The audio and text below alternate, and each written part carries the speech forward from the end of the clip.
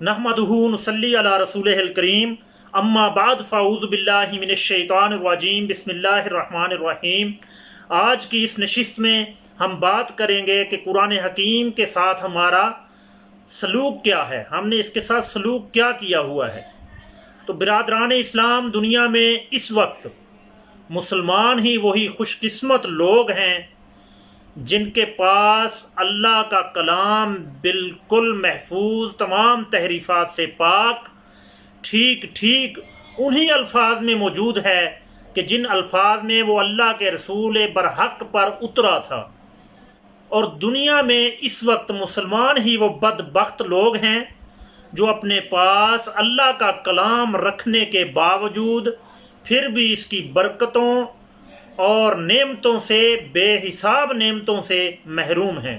तो कुरान हमारे पास इसलिए भेजा गया था कि इसको हम पढ़ें, समझें, इसके मुताबिक ज़िंदगी अख्तियार करें और इसको लेकर खुदा की ज़मीन पर खुदा के कानून की हकूमत कायम कर दें। और ये कुरान हमें इज़्ज़त और ताकत बख्शने आया था, वो हमें ज़मीन पर खुदा का खलीफा बनाने आया था। और तारीख़ गवाह है कि जिन लोगों ने इसकी हदायत के मुताबिक अमल किया और इसके मुताबिक अमल किया और दुनिया ने उनको अपना नायब और उनको पेशवा बनाया और पूरी दुनिया उनके आगे झुकी और पूरी दुनिया ने उनकी हकूमत का एतराफ़ किया और उनसे खौफ खाया। तो सहाबा कराम की ज़िंदगियाँ पढ़ कर देख लें, उन्होंने इस कुरान को अपने सीने से भी लगाया और इस कुरान की तालीमात पर अमल भी किया और अमल करने के बाद पूरी दुनिया पर हुकूमत की। उनके अदलो इंसाफ के चर्चे पूरी दुनिया में हुए। मगर नहायत अफसोस के साथ कहना पड़ता है कि हमारे पास इस कुरान का मसरफ़ इसके सिवा कुछ नहीं कि इसको घर में रख कर जिन भूत भगाए जाएं और इसकी आयतों को लिख कर गले में बांध लिया जाए और घोल कर पी ली जाएं, महज सवाब के लिए बेसमझे बूझे इसे पढ़ लिया जाए। अब हम इससे अपनी ज़िंदगी के मामलात में हदायत नहीं मांगते, इससे नहीं पूछते कि हमारे अकायद क्या हैं, हमारे अकायद होने क्या चाहिए, हमारे अमाल क्या होने चाहिए, हमारे इखलाक क्या होने चाहिए, हम लेन देन किस तरह करें और खुदा के बंदों और अपने नफ्स के हकूक हम पर क्या हैं और हम इनको किस तरह अदा करें। हमारे लिए हक क्या है, बातिल क्या है, अतात हमें किसकी करनी है, किसकी नाफरमानी करनी है, किसकी फरमाबरदारी करनी है, हमारा दोस्त कौन है, हमारा दुश्मन कौन है, हमारे लिए इज्जत और फलाह और नफ़ा किस चीज़ में है और ज़िल्लत और नामुरादी और नुकसान हमारा किस चीज़ में है। ये सारी बातें अब मुसलमानों ने कुरान से पूछना छोड़ दी हैं। क्या हुआ है कि ये सारी बातें हमने कुरान से पूछना छोड़ दी हैं।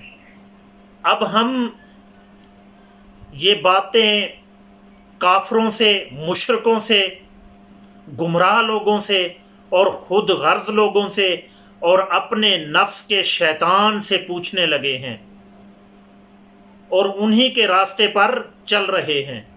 इसलिए खुदा को छोड़कर दूसरों की बातें मानने का जो इंजाम होना चाहिए वो हमारा हो गया है और इसके असरात हम हर जगह पर देख रहे हैं। रोहिंग्या पर मुसलमानों पर जुल्म हो रहा है, कश्मीर पे मुसलमानों पे जुल्म हो रहा है, मराकश, शाम, फ़लस्तीन और हर जगह पर हम इसके अंजाम भुगत रहे हैं। तो मेरे भाइयों, कुरान तो खैर का सरचश्मा है, जितनी और जैसी खैर तुम इससे मांगोगे ये तुम्हें अता करेगा।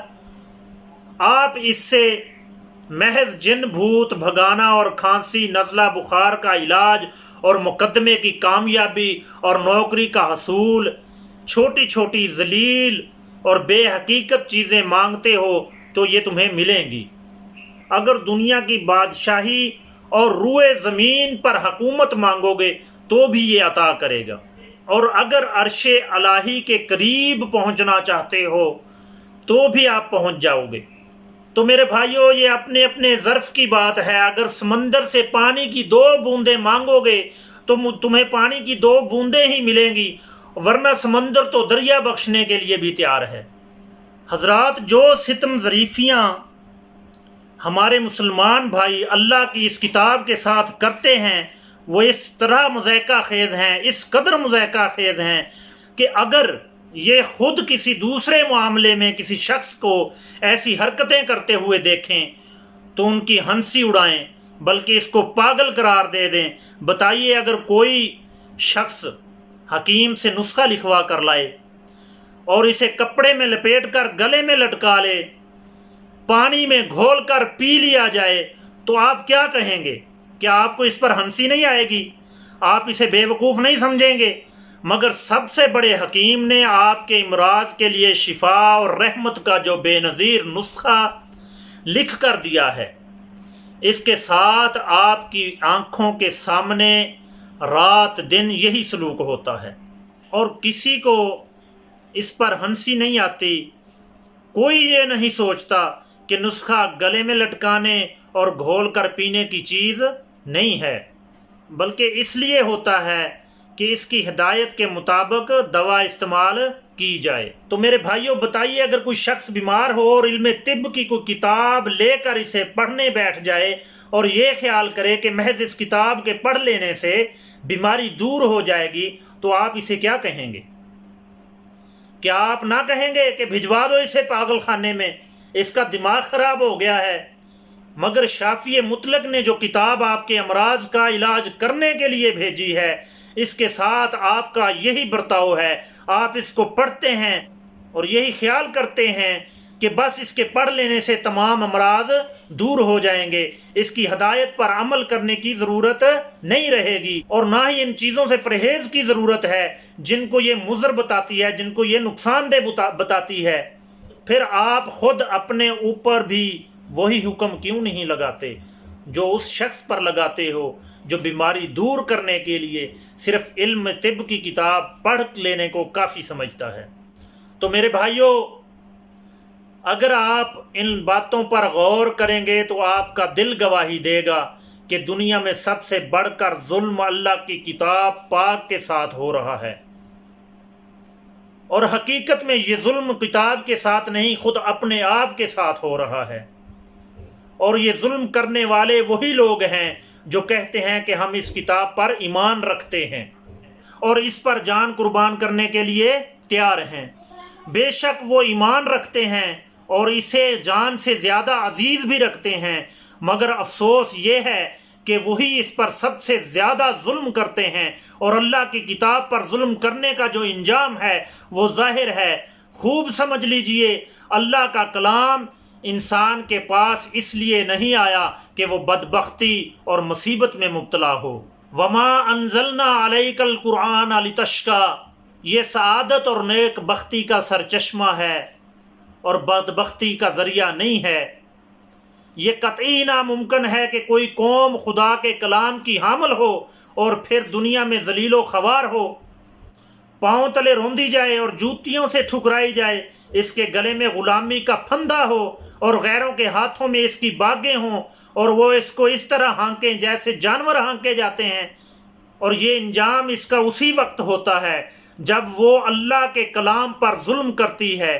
تو میرے بھائیوں، جو قوم خدا کی کتاب رکھتی ہو اور پھر بھی ذلیل و خوار ہو اور محکوم و مغلوب ہو، تو سمجھ لیجئے کہ وہ ضرور کتاب الہی کے اوپر ظلم کر رہی ہے، وہ کتاب الہی کے احکام کو نہیں مان رہی، اور اس کا یہ سارا وبال اور سارا اس کے ساتھ جو ظلم اور زیادتی ہو رہی ہے وہ اس کتاب پر ظلم کی وجہ سے ہے۔ تو سمجھ لیجئے کہ وہ ضرور کتاب الہی پر ظلم کر رہی ہے، اور اس پر یہ سارا وبال اسی ظلم کا ہے۔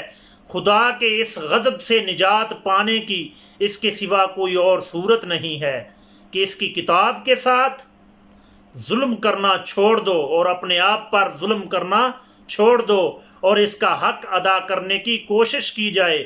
اگر آپ اس گناہ عظیم سے باز نہ آئیں گے تو آپ کی حالت ہرگز نہ بدلے گی، چاہے آپ گاؤں کالج سکول کھول لیں، آپ کا بچہ گریجویٹ ہو جائے، آپ یہودیوں کی طرح سود خوری کر کے کروڑ پتی کیوں نہ بن جائیں، آپ ذلیل و خوار ہی رہیں گے۔ وما علینا الا البلاغ المبین۔